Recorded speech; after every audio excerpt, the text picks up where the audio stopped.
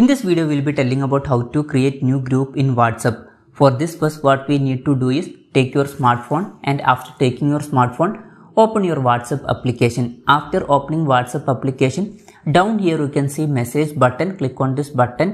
When you are clicking on that button, you can see every contacts, and above every contacts you can see one option, new group. Click on new group. When you are clicking on new group, you can see your contacts. From here, you should select the contacts which you want to add to your group. For example, I am selecting this contact. Just click on that contact and it will be selected.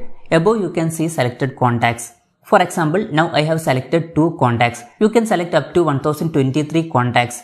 And if you want to deselect any contact, just click on that contact once more and that will be deselected.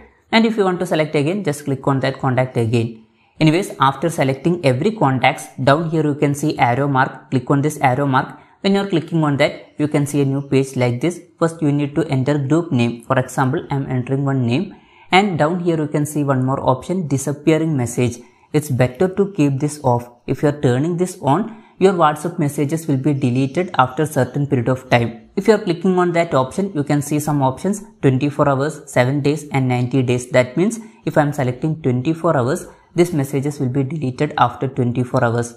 It's better to keep off, or if you want to turn it on, you can do that also. Anyways, after completing that, down here you can see tick button. Click on this tick button and here you can see creating group. Now our new group is created. Above you can see profile button. Click on this profile button and when you are scrolling down, you can see every contacts in this group. If you want to add another person to this group, what you need to do is, here you can see one option, add participants. Click on add participants. When you are clicking on that, you will reach your contact. From here you can select the contact which you want to add to this group. For example, I am selecting this contact and again you can see a tick button. Click on this tick button and now that person is also added to this group. Now if you want to send message, you can send message.